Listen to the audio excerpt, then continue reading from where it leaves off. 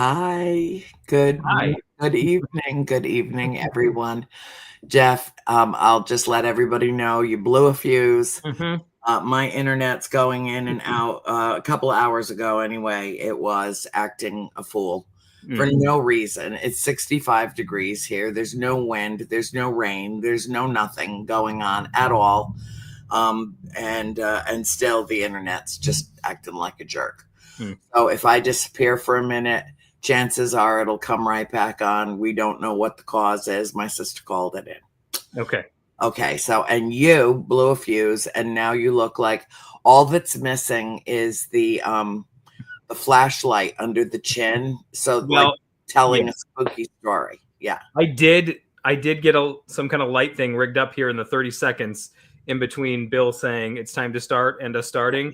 So it's brighter than it was, but it's not It positioned is. correctly, so it's probably terrible, but hey, No, it's better than it's the pitch black. at least we can see you. Yes. And this is a good thing. Yes, Mm. it is.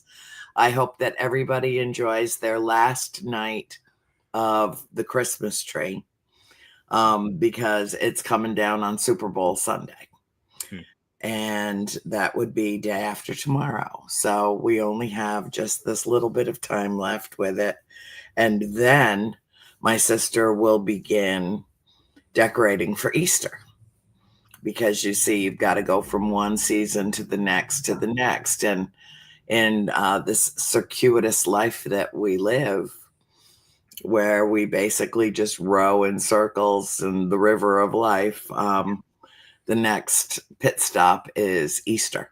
Yeah. So, Well, and it's time to, and I apologize. Normally, you guys get to enjoy my Christmas tree until like I don't know, June.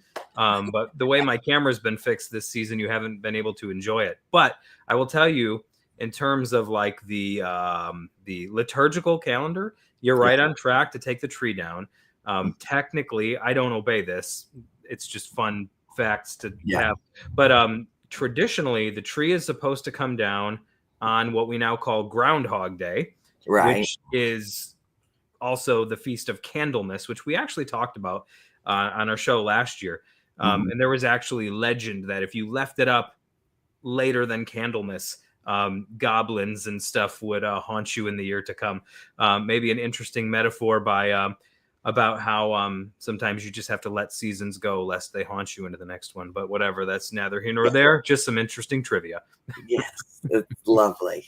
Well, I will just say class is in session. Yes. We are in soul school. I'm still very, very, very busy expelling the intruder in my body. Um, and I feel like I've made great progress recently. And I don't know why I feel that. It just suddenly came over me that in a period of rapid healing. Uh, and I wrote to Deb about it this morning. As a matter of fact, I've been getting a lot of downloads. I've been getting a lot of, sounds and kind of some kind of electronic sound that I've been hearing. I've had a couple of incidents of lost time in the last week. Not huge gaps of time, but 20, 30 minutes is kind of a lot of time. Mm. And that just happened to me again last night in the middle of the night. And I woke up feeling very refreshed and very much alive and very anxious to get on with the day and looking forward to doing our show tonight because after we did last week's episode, I don't know about you, but I got a lot of very, very positive feedback about the starfish. That metaphor seemed to resonate with a lot of people. And, one of the things that it struck for you was I don't know if you'd call it a quatrain or a poem, but Kahlil Gibran, the prophet, wrote a beautiful piece that you very kindly transcribed and sent to me. And I wrote back to you immediately and said, let's follow up next week with this. Yeah. So if you would like to, and if you are prepared to, if not, I can pull it up. Read that for Yes. our fellow students. Yeah, absolutely. And I want to say, by the way, you look great. You're shining and you're radiant tonight. And I believe you when you say that healing is accelerating, because I can see it in your countenance. And we just say, let it continue, let it increase. All right. And I know everybody's in agreement on that. But yes, when we were talking about the starfish metaphor and analogy last week, I was reminded of this, I guess, poem. Yeah, it comes from his work, The Madman. Yeah. And it's one of several poems, some of which are kind of Nietzschean aphorisms. Some are kind of his typical kind of poetry. And this one is called The Greater Sea.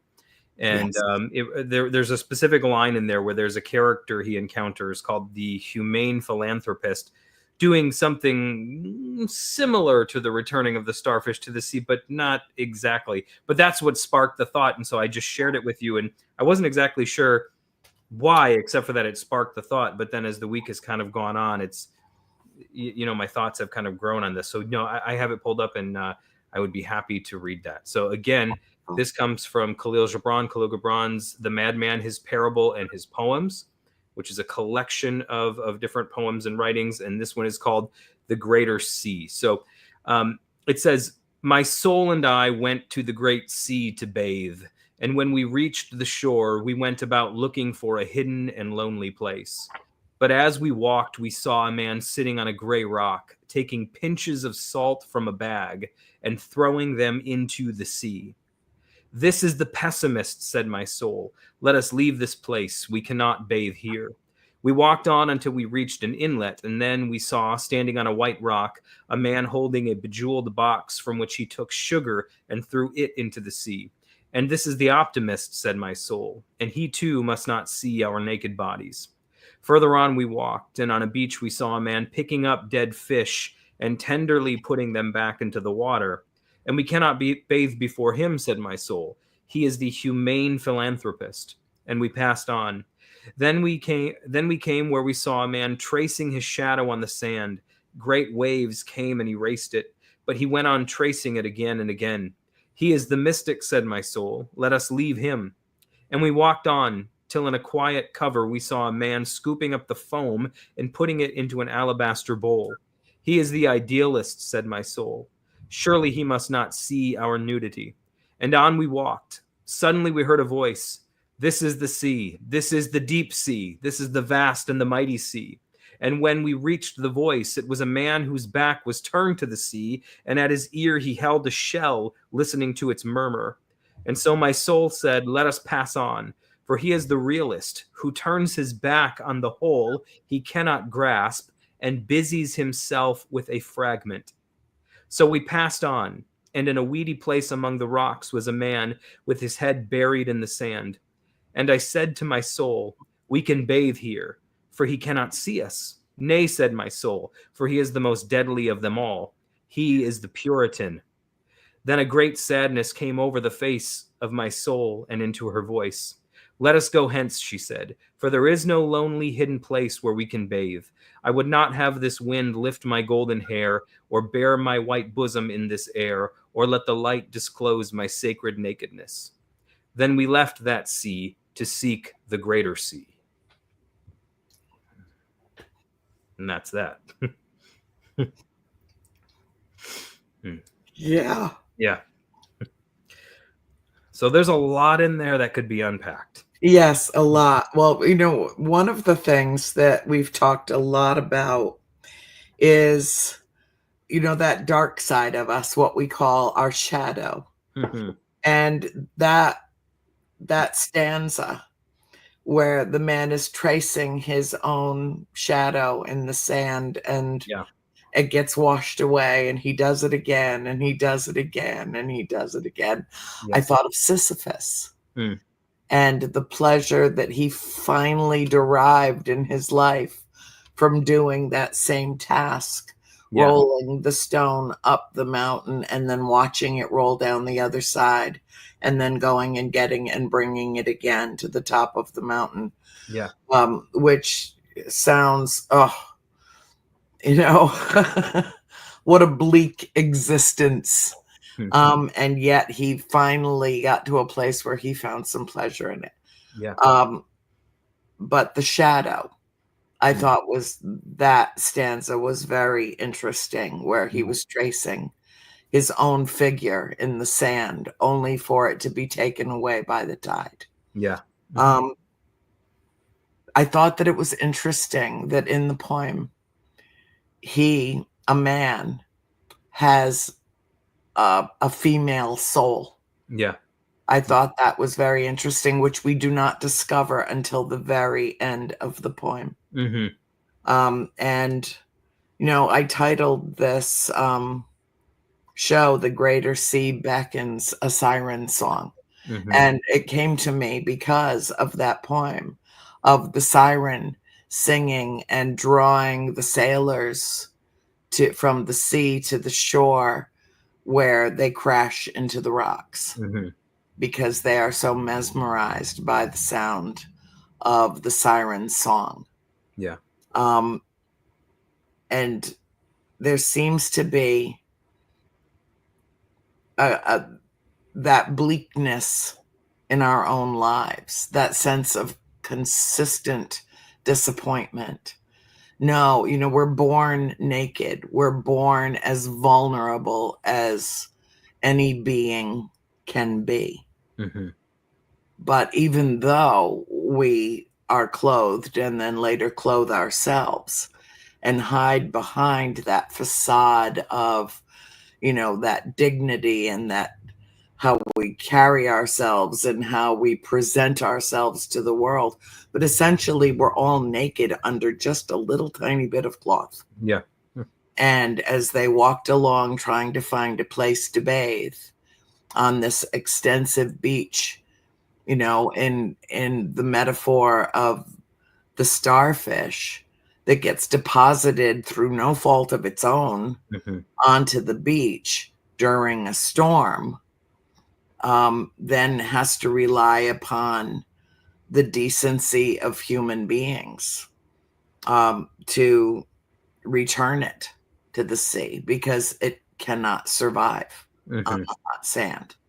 So it has to either perish from sheer neglect, or it has to find its way back to the ocean, which it cannot do itself. Yeah. So there's this kind of conflict and turmoil that shows itself in both of these, the metaphor of the starfish, the story of the starfish. When you you pick one starfish up and you toss it back into the ocean, you know, the question in the original story was, but there's millions of them. Yeah. You know, what difference does it make tossing one back into the ocean? And the response in the original story is, it matters to that starfish. You know, so there's kind of a sadness at the end of Gibran's, like, no room at the inn. There's no place for me here. You know, I run into the Puritan, and I run into the mystic, and I run into the realist, and I run into the optimist, and I run into the pessimist. And that's all fragments and fragments and fragments of that complicated thing. Excuse me. Called the human being. Yes. And in Gibran's journey with his soul, she tells him, there's no place for us here.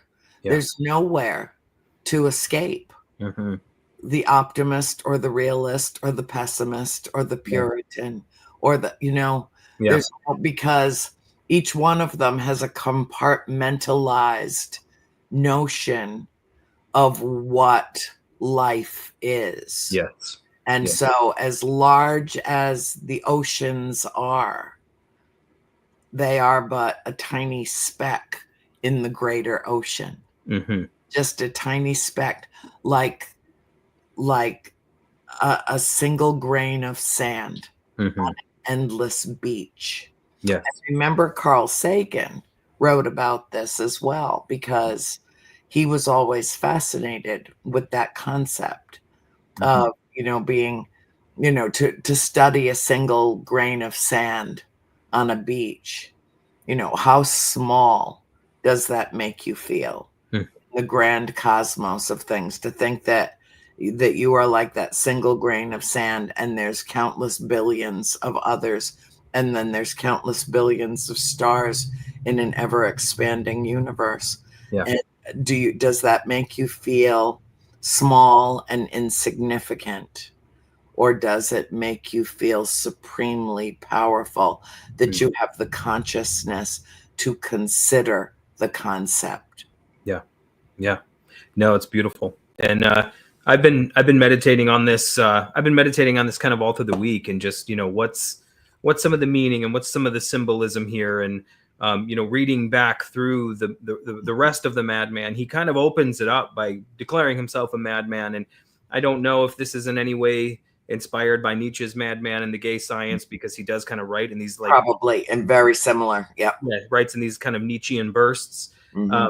But in the opening line, he declares himself a madman because he says he's been divested of the 7 masks that he's worn, right?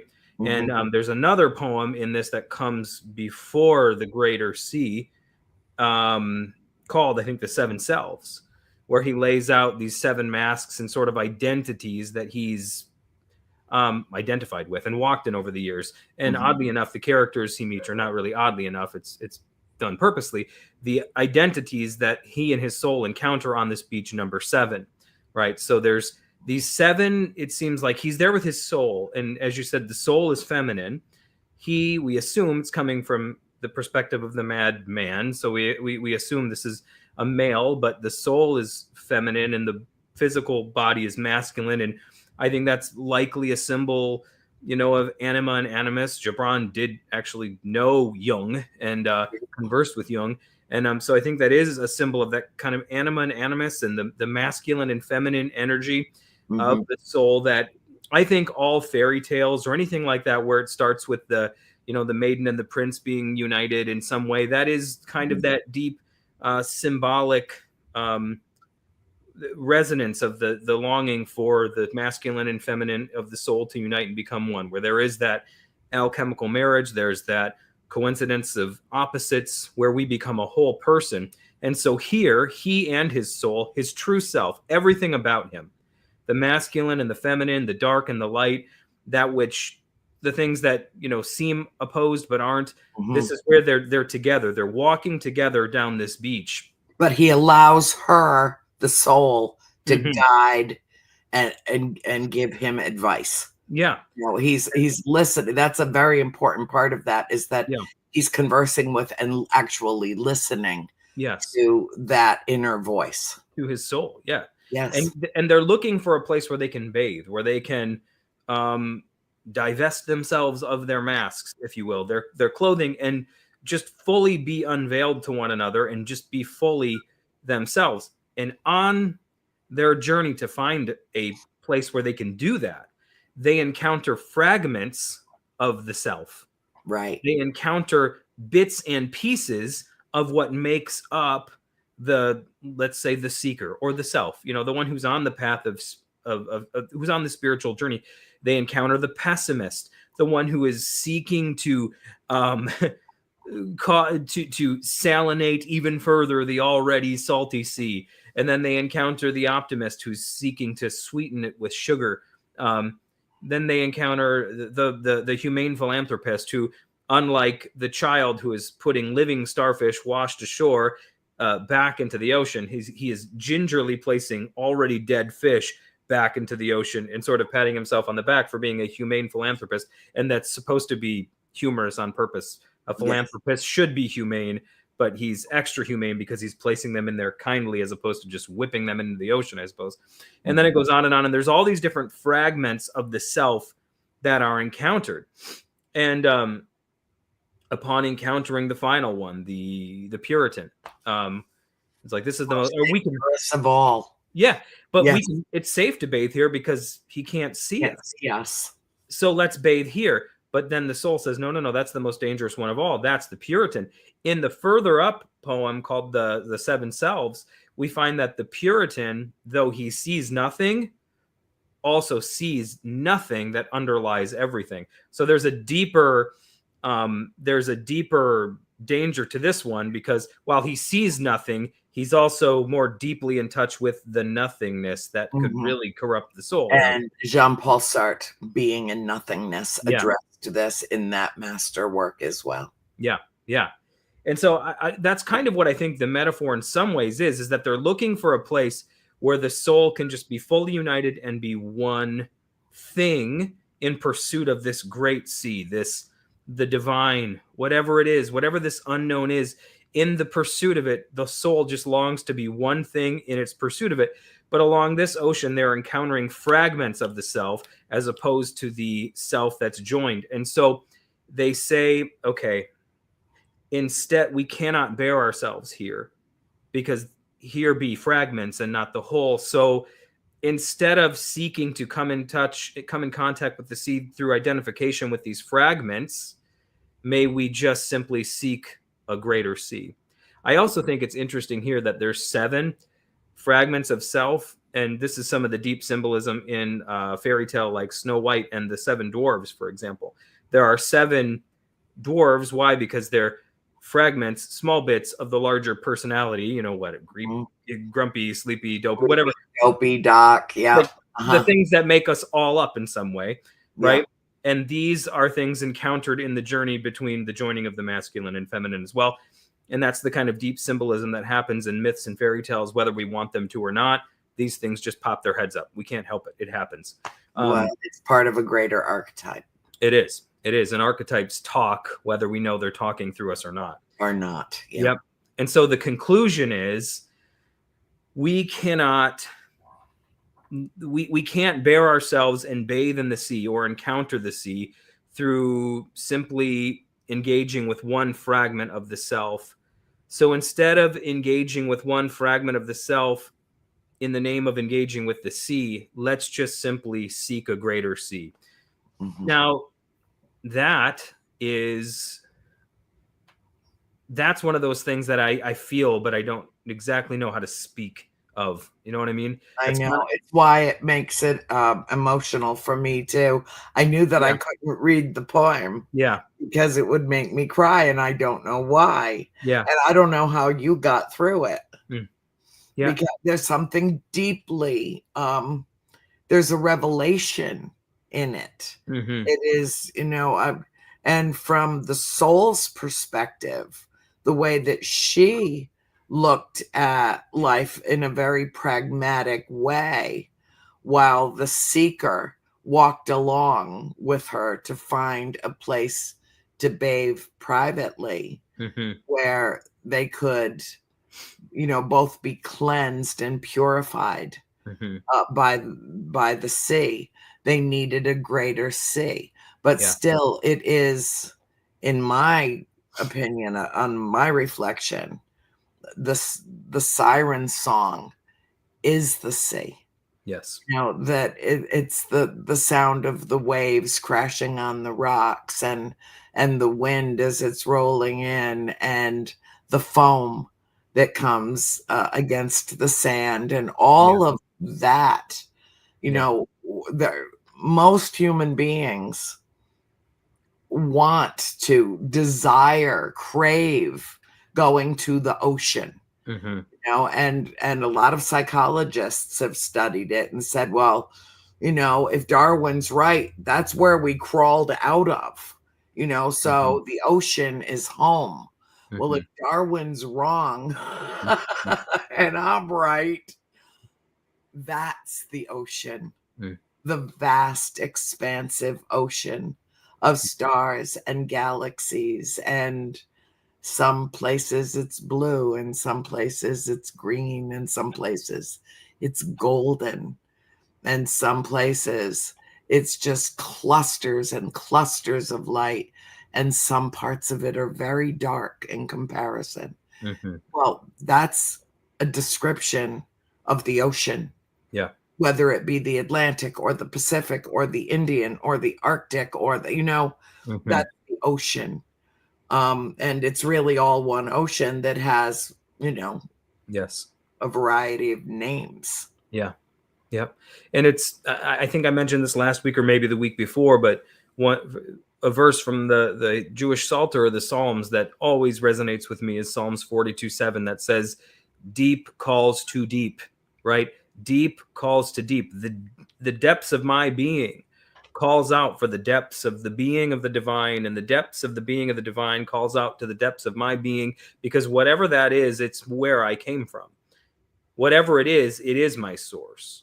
And so Right. there's deep there and there's deep here because I'm made in that image. And this deep longs to be reunited with that deep. And it is united with that deep, but it longs to be united with that deep in deeper and deeper ways experientially, not just through word, not just through, even as much as I love just consciously meditating and knowing and understanding that I am already one with it. There's just nothing quite like those moments where the shades just kind of seem to flip up on their own, and you just come face to face with it, and you know in that moment you're united with it, as opposed to just kind of telling yourself you are and kind of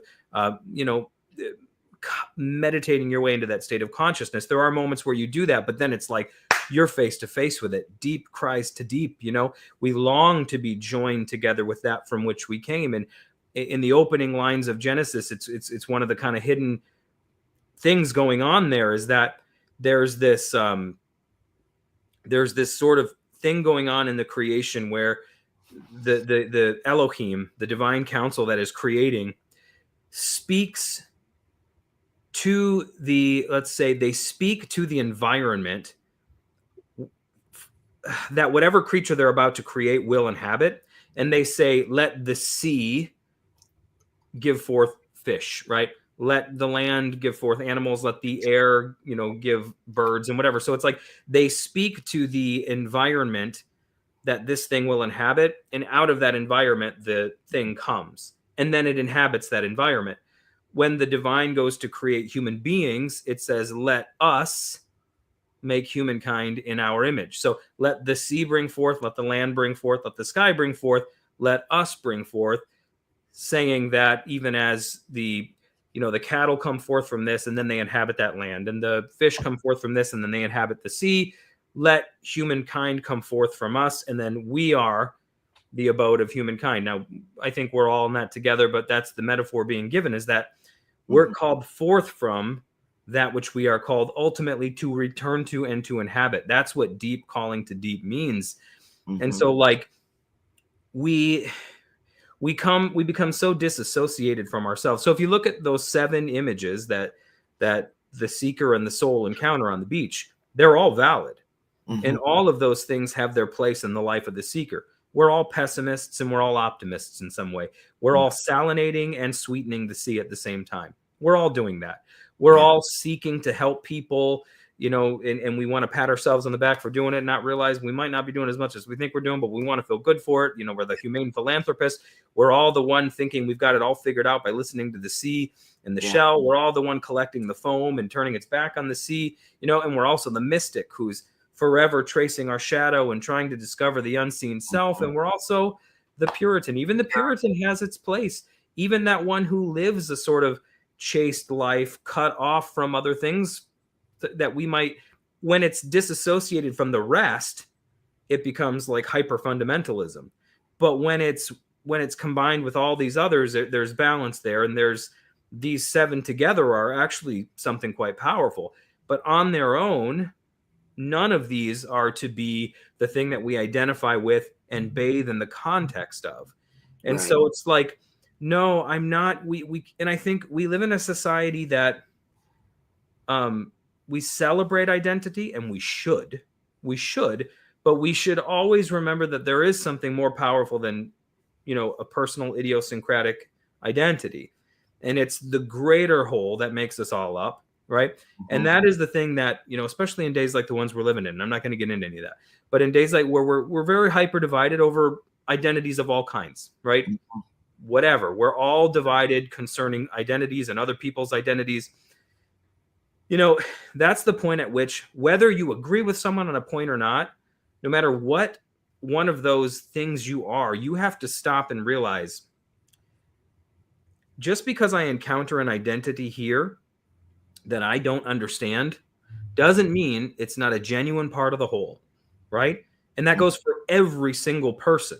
Whether it's us judging the Puritan or us judging the mystic or us judging the optimist or us judging the pessimist, all of these things in their balanced form belong and are absolutely crucial to our being this naked soul and seeker together that make up this whole thing. But when we choose to divide and only identify with one fragment, we don't get to see. The fragmented, disassociated person doesn't encounter the sea. They just get to forever experience their idiosyncrasy, right? It's when we realize it isn't about one identity or another identity. It's about the sea. It's about encountering the deeps. It's about encountering the depth of the divine, the depth of consciousness, the depths of the universe, the depths of source, whatever it is. It's about that pursuit. And that pursuit causes all of our hangups and qualms about who you are or what stage you're in or what path you're on to just fade away. I think of it too as there's a kind of a juxtaposition that is set up between the physical and the metaphysical in that particular poem. And I had, when I was reading it, you know me, I make notes about everything. But I thought that, we fear being naked and exposed, having, no facade at all, nothing, no mask, no facade. We fear that because we feel that that is when we are most vulnerable. Yeah. And, there's a show on TV. I've never seen it, but I've seen it advertised called Naked and Afraid. I don't know what it's about. Apparently it's a reality show or something. And they throw people in the woods and they have to survive with nothing. And, that kind of came to my mind when I was reading it. And I thought, we're not in our modern society, at least for us in this country, there are not so many of us, in fact, very few, I would reckon, that are not afraid of being naked and exposed to the natural elements. But according to the poem, we don't want to be exposed to the elements of humanity because it compartmentalizes us. And so those of us who, and I don't consider myself a mystic or an oracle or anything like that. I just don't like, I'm more comfortable in 5D. I don't, or 4D even. I'm not comfortable in a 3D world and constantly trying to find my way, walking down the beach and encountering this particular element and that particular element, not air or fire or water. But when I run into a human element that is cynical, I turn my back, I run, I get away, because that promotes fear in me. I am literally afraid of the cynic because I know the kind of damage that a cynic can do. Yeah. There's one thing to be skeptical, and then there's an entirely different thing to be the authoritarian cynic. That scares me. Yeah. That scares me more than the Puritan with the head buried in the sand, which is a lovely escape if you don't want to deal with any of it. But what have you plunged your head into? Yeah. The sand. Yeah. You know, it's working its job to cover the eyes, to block the ears,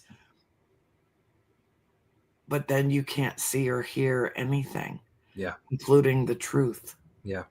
Yep. You know, so anyway, those were my thoughts. So you can say, I'm done. I've gone through my notes now. It's pick up from there. Yeah. No. I think it's another wonderful way of looking at it, is that there is something about, I mean, I'm not old wise sage on a mountain. I'm 42 years old, you know. To some that's ancient, to some that's young. Yeah. I've lived long enough to learn a thing or two. I can say that at least. Mm-hmm. And one thing that I've learned is that I am a complicated bundle of complicated bundles of complicated bundles of more complicated bundles. It's complicated bundles all the way down. Yeah. You know, that's who I am. And at certain points in my life, that's why I called my last book The Atheistic Theist. It doesn't make sense. There's no those two things don't go together, and yet in my own life I found a way to make those two things work. You know, like the one sweetening the ocean and the one further salinating the ocean, they don't seem to go together, but they're the same person, you know, in some way. And but it's the fusion of these identities at the end of the day that help us. It's understanding all of these identities as present in ourself that allows us to see all of those identities as present in society, and begin to see that it really does take everyone, except for not in the radicalized forms that we become when we remain only isolated. You know what I mean? Like, those identities gather, and then they just gather more identities like themselves around them, and then they begin to think that that's the only identity that's acceptable. None of them are encountering the sea, though, right? None of them are actually encountering the sea. They're only encountering their own idiosyncrasy. They're only encountering their identity. That's it. And they think in encountering the identity, somehow they're going to encounter the sea, but they're not. And so at the end of it all, there's almost a pursuit of, or there's almost an abandonment of the pursuit of just individual identities that's going to somehow connect me to the divine. Like, I mean, no offense to anybody, but you got like you said, the cynic, the one who's just like, man, everything's effed, everything's going to hell in a handbasket, forget it. Let's just do the Nietzsche move and put our shoulder to the plow and help entropy along and just fall into nihilism, you know? And then there's the one who's like, no, man, everything's rainbows and butterflies and cupcakes and pixie dust, you know, unicorns. Don't forget the unicorns. And unicorns and whatever else. And they're, you know, throwing sugar into the Atlantic and thinking they're sweetening it. And of course, it's not really doing the job they're thinking that it's doing. But I mean, so we encounter these different persons and we're like, you're a fool. You're a fool. You're not helping those fish. They're dead fish. You're just throwing them back in the ocean. And what are you doing? You got your ear pressed up against a shell with your back turned to the ocean. But it's like all of these things, when they remain only the identity, they miss the ocean. They miss the actual thing, either by trying to make it something it's not, by sweetening it, or making it more salty and uninhabitable for certain life forms or whatever. It's like when they become only the identity, they miss the sea. And so at the end of this, there's this realization that comes from the soul that says we have to pursue the greater sea. It isn't here. This is not the place where we encounter it. It's not in identify. If I'm this way, then I'll get it. If I'm that way, then I'll get it. If I really give myself to this spiritual practice and kind of cut everyone off, then I'll get it. If I give myself to this ideology and I cut everyone else off, then I'll get it. It's like, nope, all you're going to get is a feedback loop of your own identity.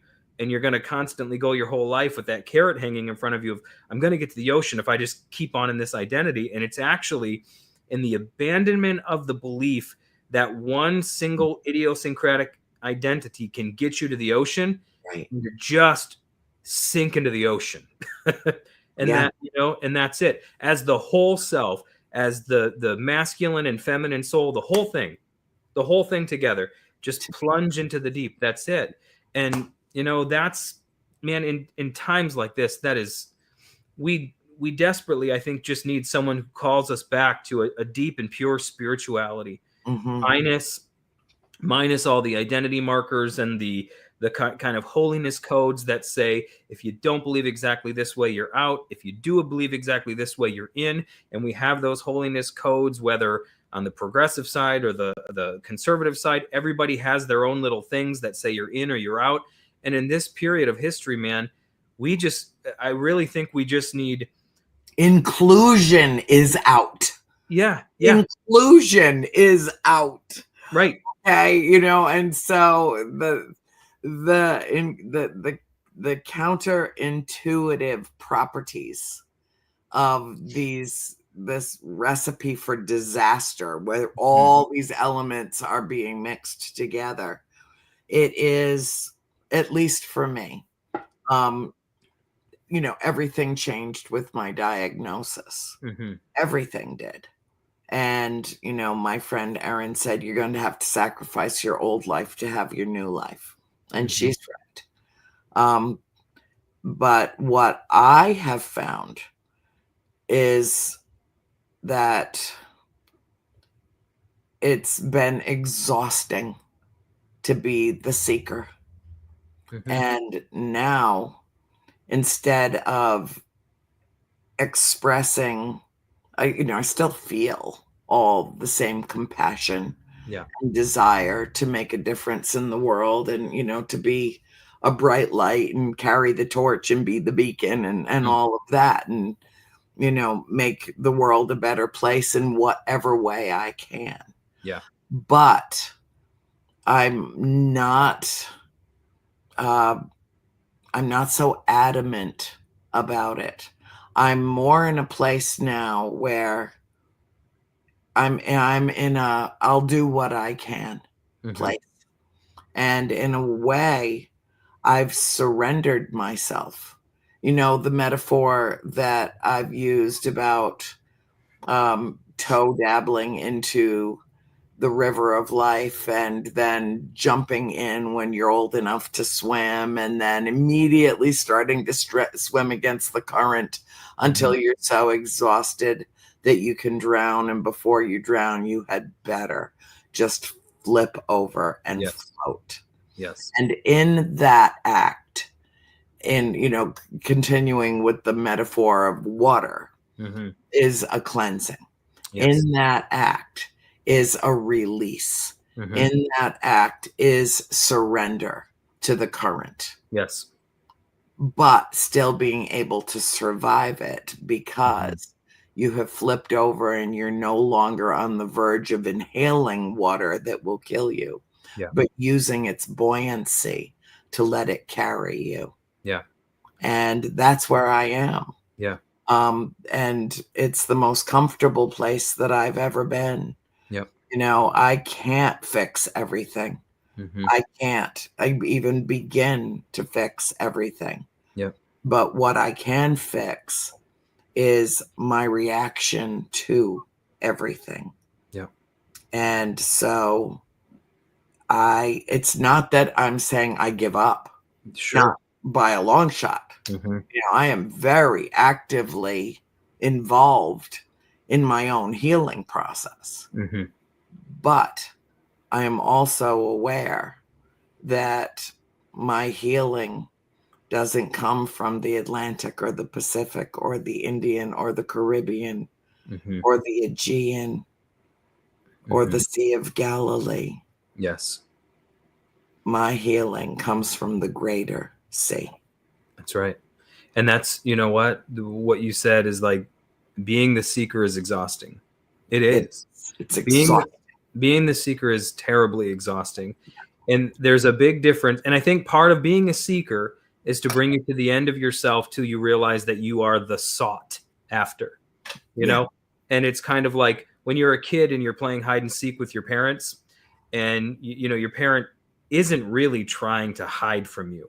They put the blanket over their head and stand still and like they want you to find them. You know what I mean? Or they like hide in the closet, but they leave their feet out, and Yeah. they're coughing and they're trying to get you to find them. It's not as high stakes or intensive a game as the childish mind thinks it is. The truth is, in their hiding, they are actually seeking you, because they're revealing themselves in just enough way to make it fun, and there is a sense in which that kind of, yeah. So, I mean, realizing you're the sought, that does kind of help you to give the game up that we've been playing in some way. I love the verse, Psalm 23. We've all probably heard it in some liturgical setting, but, the Lord is my shepherd, da, da, da, da, da. But the great line, one of the great lines in that is that surely goodness and mercy shall follow me all the days of my life.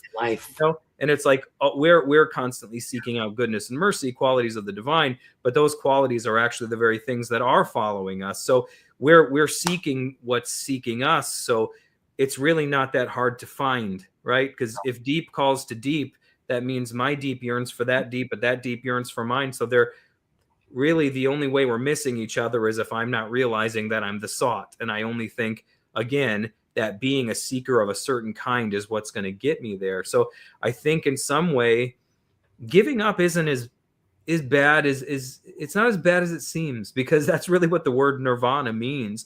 The word nirvana, not the band, but the concept, means to blow out, to exhale. It just means to be like, you held your breath long enough, and when you blow out, now you're in that state where you can you can receive again, because the only way to receive the next breath is to let go of the last one.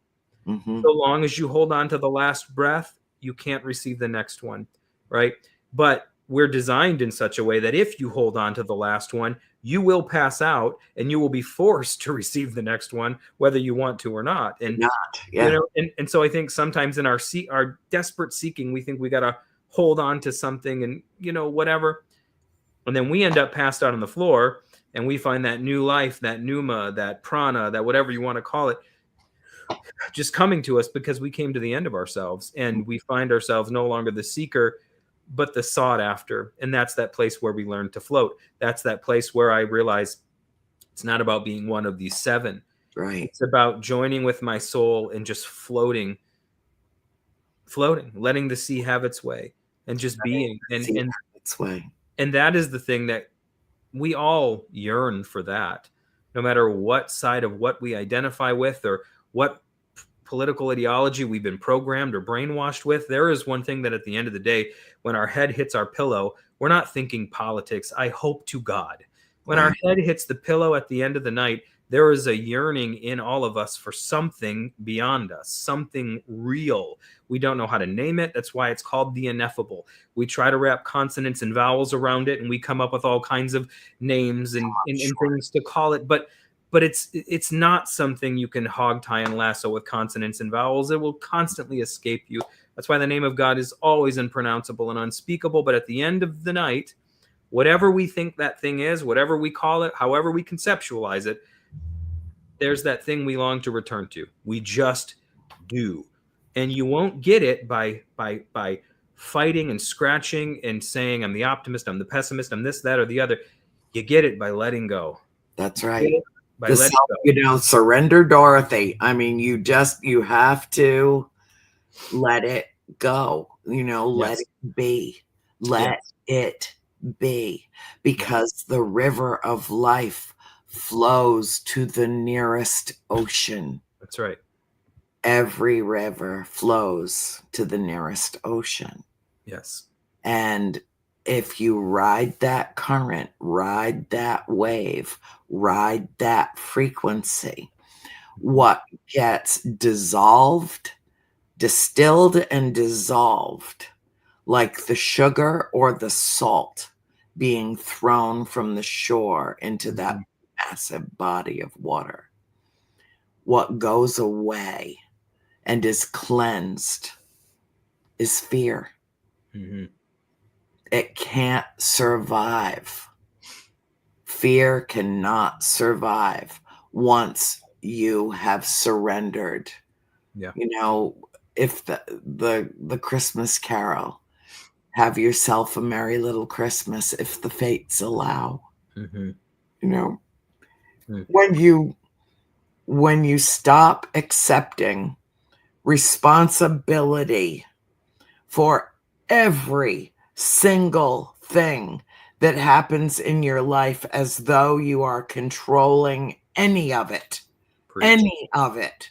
Yep. Once you understand that you have no control, Mm-hmm. that the only action word that should matter to you in your life is love, and that fear will exhaust you and suck the energy out of you until it extinguishes your flame.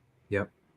That's part of the journey down the beach. Yes. And, and I'm so glad that we did this tonight. Bill's pretty much ready to kick us off air, but I thought that what you had to say about this was very important. And I think that what I will offer to our class tonight is to begin not only practicing the presence in a ubiquitous way, but also practicing self-love and express some compassion for yourselves, to yourselves, Mm-hmm. with yourselves, by yourselves. And I would also suggest that everybody take a little deep dive and go spend some time with their soul. She's very wise. Yes. Yes. Yes. Yes. I love you, Jeff. You. Yes. I love you. And you look just so mysterious in your darkness. You should have seen it before the light, right? I know. Well, it's nice because tonight you get to be the darkness and I get to be the light. Yeah. There we go. It works. It was all planned. It was. It's always planned. Yes, I can hear the universe laughing now. So we will close out tonight with what we always share. Be the change that you wish to see in the world. Take a deep breath, relax, light your torch, hold it high, be the beacon, and be the light you seek. And with that, we wish you a blessed, lovely evening. Class dismissed. Peace.